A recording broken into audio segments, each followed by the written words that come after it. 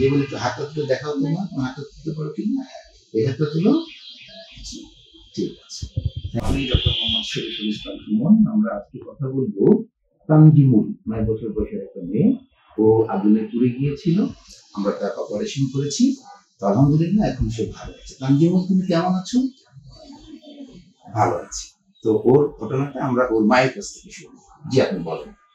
আসসালামু আলাইকুম, আমি তানজিমুলের আম্মু।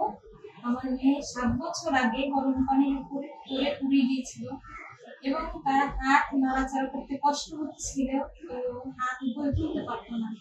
তারপর আমরা এই স্যারকে দিয়ে আমার মেয়ের হাতটা ক্লিন করানোর পরে আমার মেয়ে পুরোপুরি সুস্থ। যে বলে একটু হাতটা তুলে দেখাও তোমার, হাতটা তুলতে পারো কিনা? এই হাতটা তুলো।